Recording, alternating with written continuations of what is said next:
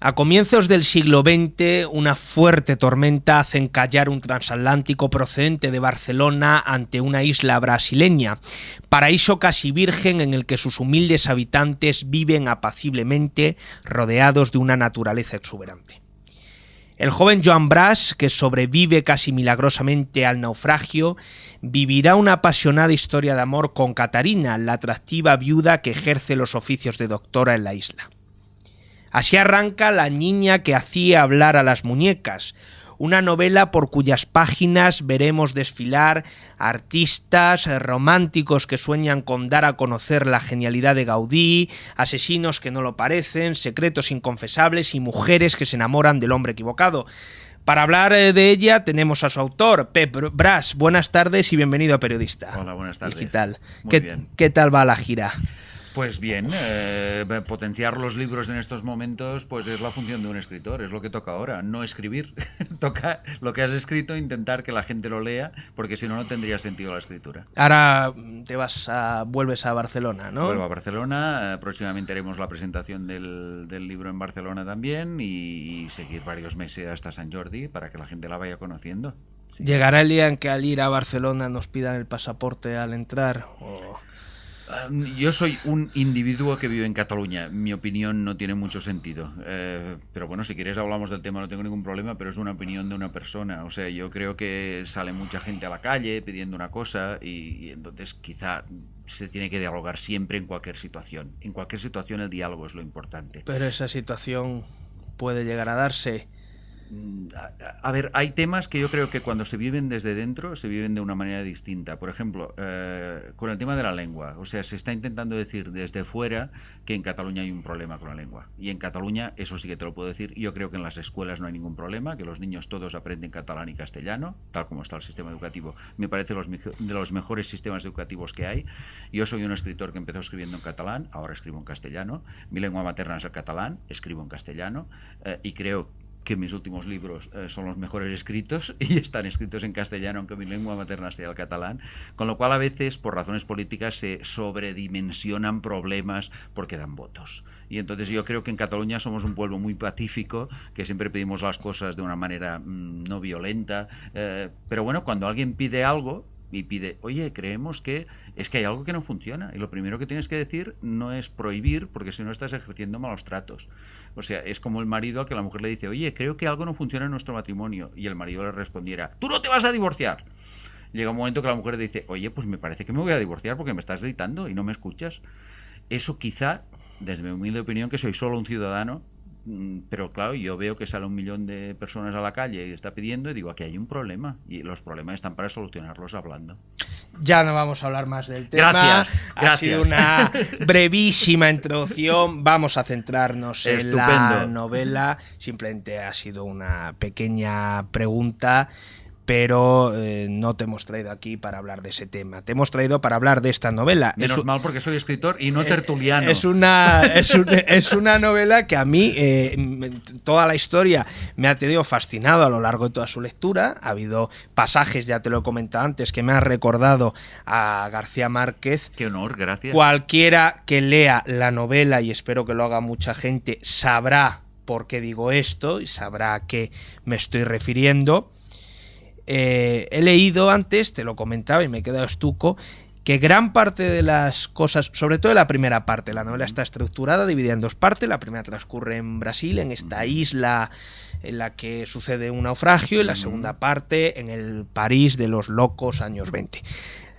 La primera parte está inspirada en algo, una historia que le sucedió a tu bisabuelo, ¿no? Que tiene el nombre del protagonista de la novela. Sí, hay una parte de la novela que está inspirada en hechos reales. Entonces, el tanto por ciento de esa parte, hablando con mi agente y hablando con los editores, hemos llegado a la conclusión que era mejor para los lectores no decir qué tanto por ciento había de realidad y qué parte había de novela. ¿Por qué es mejor? Porque habrá lectores que acabarán la novela y dirán, qué fantasía y qué imaginación tiene este escritor. Y habrá otros que dirán, qué maravilla la vida del bisabuelo de este hombre. Entonces, si yo digo, esto es mentira, y Y dirán, ostras, los que estaban fascinados con la historia de mi bisabuelo, de repente dirán, ostras, me he quedado frustrado. Y en cambio los que habían dicho qué imaginación tiene, pues o frustras a uno o frustras a otro. Por tanto, yo no voy a contestarte casi a esta pregunta. O sea, voy a dejarla sin tanto por ciento. Aquí no se puede hablar de nada prácticamente. No, se puede hablar, mira, hay una pista muy clara en la novela, sí. Desde el prólogo. O sea, Sí. en el prólogo ya te cuenta que hay una niña que va por un camino y descubre las consecuencias del naufragio. Descubre que hay cadáveres en la playa, ¿no? O sea, ese naufragio existió realmente. Lo que ocurre es que si tú buscas por Google el nombre del barco que yo he puesto en la novela, no encontrarás nada. Claro, y dirás, este tío se lo ha inventado todo, ¿vale?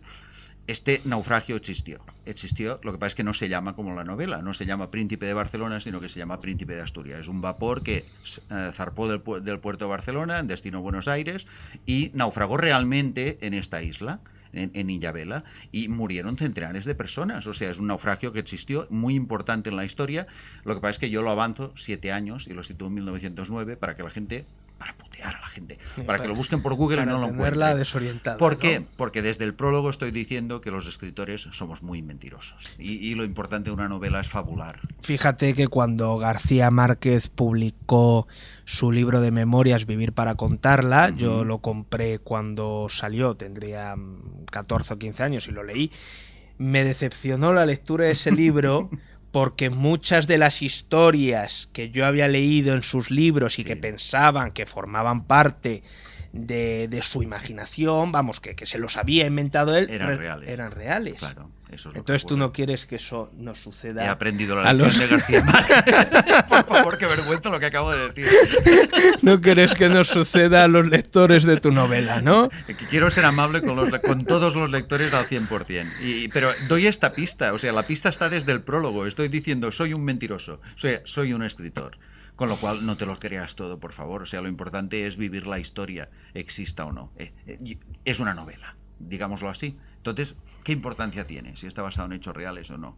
Vamos a jugar a creérnosla, todos. O sea, si existió, perfecto. Si no existió, perfecto. ¿Te interesa la historia? Eso es lo importante para mí. O sea, que tú vayas pasando una página detrás de otra y te digas, ¿qué pasará ahora? Entonces, ¿qué importancia tiene si eso sucedió o no? Por ejemplo, hay trozos que la gente me dice, ¡hala, qué imaginación! Eso te lo has inventado y sorprendentemente ocurrió de verdad eso. El joven Bras resucita, hay una imagen muy bonita. Vienen unas lluvias y entonces los ataúdes del cementerio flotan y ese ataúd atraviesa el pueblo de noche y llega a la puerta de esta chica que ejerce como médico. Sí. Antes me decías que las novelas tienes más de 20 libros publicados. Este libro y el anterior, La vida en 7 minutos, escritos directamente en español, en castellano, y el premio Sonrisa Vertical, traducido. Esos son los 3 libros que los lectores en lengua española pueden leer tuyos. Que planificas las novelas con campamentos base, ¿no? O sea, la ascensión a la cumbre... No, yo creo que no escribiría si mirara para arriba y dijera, tengo que subir al Everest. Todos somos perezosos y humanos. Y diría, Dios mío, eso está muy alto. Sigo haciendo de guionista que ya pago la hipoteca y ya está. Y entonces miro para arriba y digo, vamos a ver, vamos por partes. Y es lo que hacen los alpinistas. Y entonces hay imágenes que quiero contar. Necesito contar imágenes. Digo, ¿qué ganas tengo de llegar a este punto? Y ese que acabas de citar del ataúd era el primer campamento base. A 2000 y pico metros, ¿no? Digamos, 1200. Hay muchos campamentos base a lo largo de este novelón. Y entonces, y yo quería, digo, qué bonito. O sea, que la doctora de la isla se ha enamorado de un cadáver, lo que ella cree que es un cadáver. Claro. Y es cataléptico, digámoslo ya. O sea, avancemos sí, ya. Sí. Y se ha enamorado de esa persona y dice, pero está muerto. Y es el único que no entierran en una fosa común. O sea, ella dice, no, lo viste con las ropas del exmarido, ella es viuda, lo viste con las ropas del exmarido, hace que lo entierren en el cementerio y esa noche, pues lo que decías, hay la tormenta, el cementerio está arriba y como un tobogán, el ataúd acaba bajando milagrosamente por el centro de la calle y toda la gente de la población lo va siguiendo. Y esa imagen la tenía incrustada aquí en la cabeza. Un ataúd y toda la gente alucinada siguiendo al ataúd y el ataúd, como si fuera un perrito, va a parar a la puerta de la persona que estaba enamorada del hombre que está dentro. Y que en ese momento sale de su ataque de catalepsia, despierta y se la queda mirando. Y le dice, tú me salvaste. Se lo dice en catalán porque él viene de Cataluña, pero dice, tú me vas a salvar, tú me salvaste. Y ella sabe que a partir de ese momento van a empezar los problemas porque él se le va a complicar la vida, porque está enamorada de ese hombre. Está esa imagen, hay otras muchas a lo largo de la novela. Es una escritura muy visual. Me figuro que en esto te habrá ayudado mucho tu oficio como guionista, ¿no? Pero es el primer libro que me lo dicen. Y esto me llena de orgullo. Es la primera vez que es la primera vez que todo el mundo infaliblemente me dice, he visto una película leyendo tu libro. Dice, pero es que se tiene que hacer una película. Hay gente más o menos entusiasta, hay gente que dice, pero es que se ganarías un Oscar. Tengo unos amigos que también beben demasiado y se disparan. y son muy fieles. Sí, un Oscar, esto es un Oscar y tal. Pero de las otras novelas no lo habían dicho y yo seguía siendo el mismo guionista. Y yo cuando escribo sí que necesito verlo proyectado. Pero esta es la primera vez que quizá he seguido un ritmo más cinematográfico, de alguna manera, supongo. ¿De las otras novelas no lo habían dicho porque son menos visuales o porque están...? No lo sé. ¿La historia que cuentan no tiene tanta fuerza como esta? No lo sé, no se lo pregunté. ¿Por qué no me decís por qué no se hace una película? No lo hice. Empezaste a trabajar en la radio, ¿no? Bueno, en el Terrat, ¿no? Que es la productora actualmente de Buenafuente. Bueno, como guionista, de hecho, tiene una historia. Yo estudié periodismo, soy licenciado en periodismo y entonces empecé a trabajar en informativos durante 4 años y yo no tenía ninguna pretensión de ser guionista porque por generación la profesión de guionista no existía en aquellos tiempos prácticamente. Escribí el libro La sonrisa vertical, lo leyó Isabel Gemio y me llamó por teléfono y me dijo, hola, quiero que trabajes de guionista para mí. Yo dije, ¿de qué? Y aquí empezó mi vida como guionista y ya no la dejé. Es aquellas casualidades de la vida. Empecé trabajando de guionista, de aquí me empezaron a llamar de otros sitios y después trabajé con Julia Otero de guionista y de Julia Otero pasé de extremo a extremo, porque Julia era muy serio, digamos, y de actualidad, y pasé a los gamberros del Terrat de Radio. Ahí sí fue una experiencia muy divertida. El guión, los guionistas siempre han dicho, y en el cine desde luego es evidente, ¿no? que hay una crisis, que la industria del guión no es lo suficientemente fuerte, que hay mucha precariedad, tal. Supongo que con la crisis esto se habrá hecho mucho más. Yo creo que en este país aún no, la figura del guionista aún no está lo bastante valorada. Claro. O sea, lo tengo clarísimo eso. O sea, por ejemplo, yo hace 5 años, te voy a contar un ejemplo que lo vas a entender rápidamente. Hicimos reformas en el piso, mini reformas. En la terraza de casa cambiamos los ladrillos de la terraza. Me equivoqué al escogerlos, escogí unos horribles y el albañil que los puso y yo dije, no me gustan nada. Dice, ¿cómo los quiere? Digo, ahora los quiero negros. Digo, ningún problema. Me volvió a poner los ladrillos negros, los que volví a escoger, y me cobró los otros y los negros y las horas que había invertido en las dos. Un guionista en este país hace un guión que le dicen, haz un guión así, que pase en tal sitio y quiero como si un traje a rayas, por ejemplo. Lo escribe, lo acaba de escribir y le dice, a mí he cambiado de opinión, ahora lo quiero asá. Y el segundo guión lo va a hacer gratis. Ya. Es la única profesión en este país en la que pasa esto. Ya. Y aún no estamos, por ejemplo, a nivel de series, hay un problema, que aún no estamos, aún los que deciden son los jefes de las cadenas, que deciden que el sofá que hay en aquella cena tiene que ser así, y no el guionista, que es el que lo ha inventado, el que se ha imaginado la historia. No existe la figura del guionista productor ejecutivo, o en muy pocos casos. O sea, que dejan que el guionista esté un poco supervisando el proceso creativo que ha nacido de su cabeza, del folio en blanco. En ese sentido sí que la profesión está un poco chunga.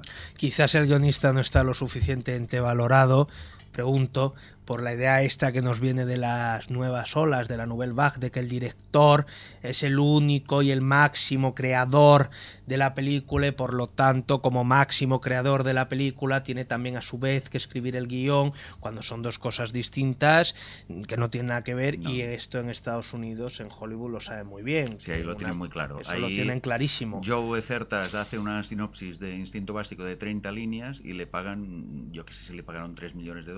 O sea, ahí la historia es importante y aquí el concepto de que la historia es lo importante, pues a veces no se tiene en cuenta.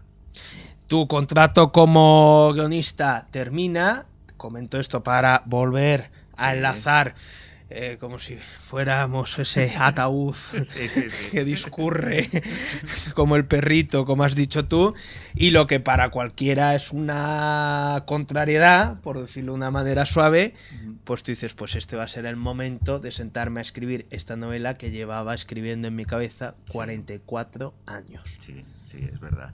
Si no hubiera llegado el santo finiquito, digamos, no habría tenido tiempo, y el tiempo es el tesoro más preciado para un escritor. En este país hay muy pocos escritores que pueden vivir de la escritura, muy pocos, o sea, se cuentan con los dedos de una mano. Pocos, sí.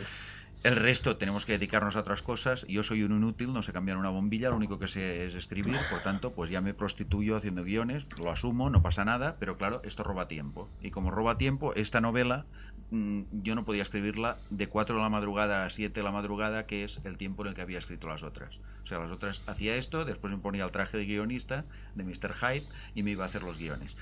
Y esta, digo, bueno, sí que la podré escribir, pero acabaré de escribirla a los 80 años, digamos, más o menos. Llegó el finiquito, la crisis, el finiquito, y siempre tienes que ser positivo, es que si no, no tiras para adelante. Y entonces dije, ostras, el finiquito me regala tiempo. Y tengo este sueño y voy a cumplirlo. Y a diferencia de Maurice, que quiere construir un hotel en medio de la selva, un hotel que se parezca a Gaudí, un personaje de la novela, pues yo quiero hacer esta novela y yo me salí con la mía, él no.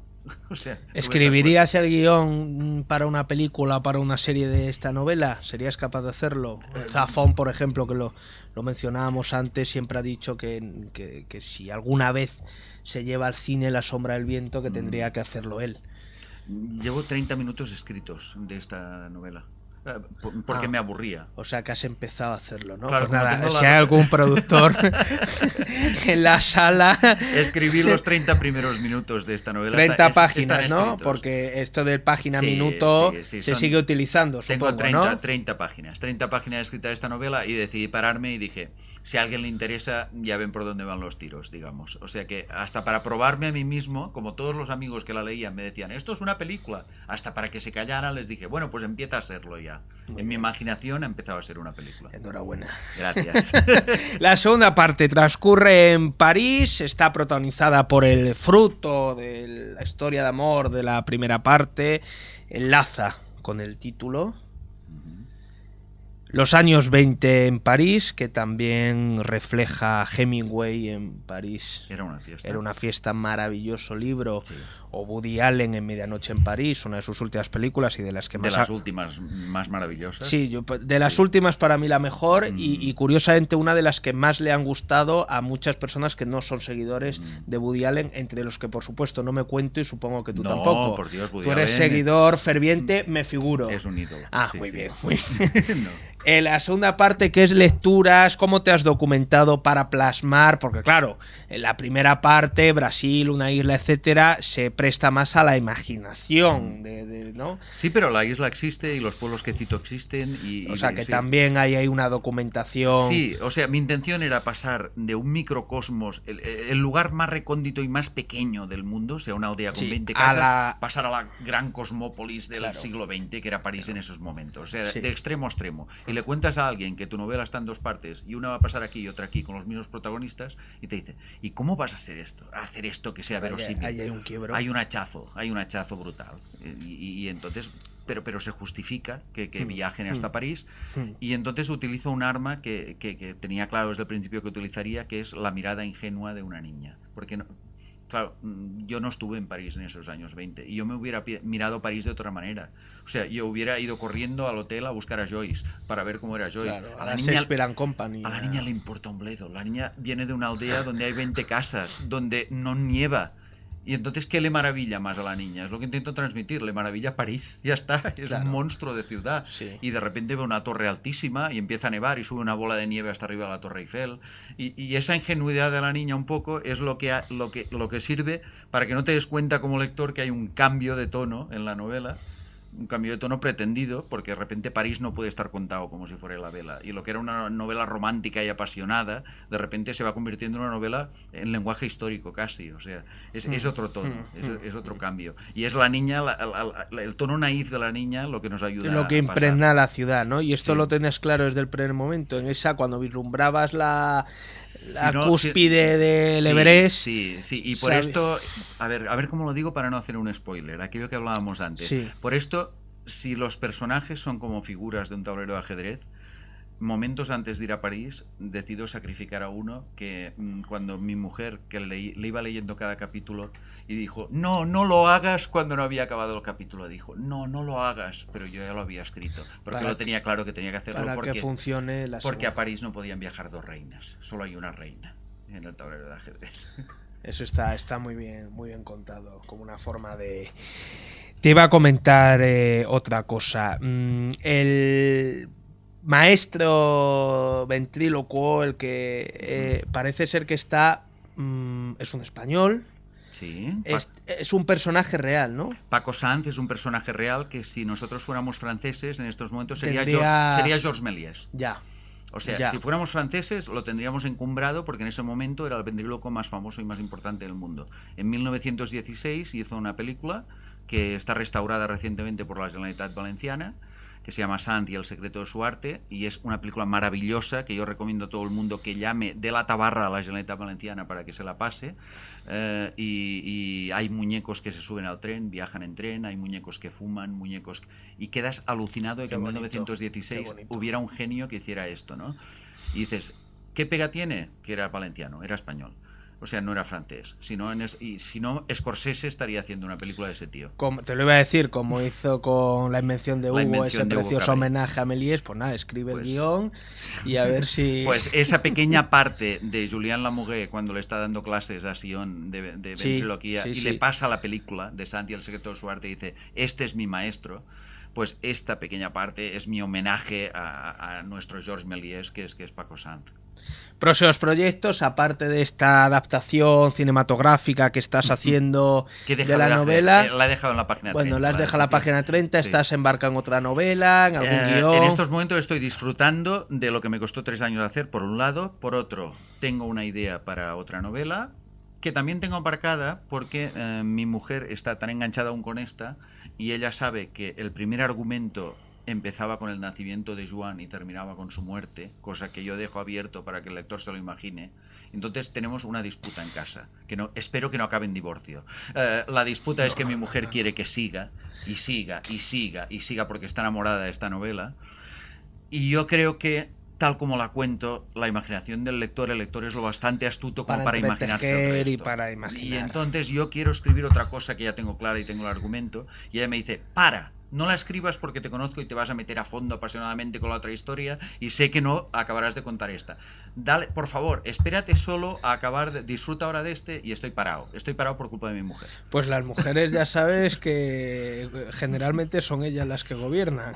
Bueno, ya veremos. En los hogares, ya veremos a ver ya veremos cómo acaba. qué es lo que sale, cómo acaba esta... Sí. Pues muchísimas gracias. No, a ti, por favor. La niña que hacía hablar a las muñecas, publicada en la editorial Siruela, en esta colección que tiene poco más de un año, yo creo, ¿no? Alevosía, ¿no? Es una colección reciente que ha sacado Siruela. Muchas gracias, he pasado un rato muy agradable, espero que lo hayas pasado bien. Yo también, me lo he pasado muy bien. Espero que el viaje de vuelta sea bueno y gracias.